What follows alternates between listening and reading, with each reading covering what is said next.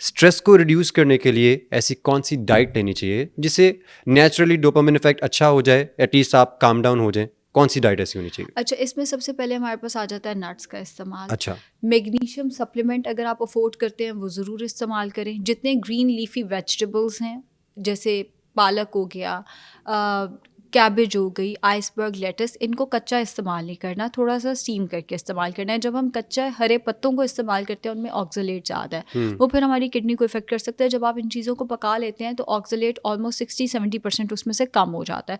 तो ये चीज़ें आपके मूड को बेहतर करने के लिए बहुत अच्छी हैं।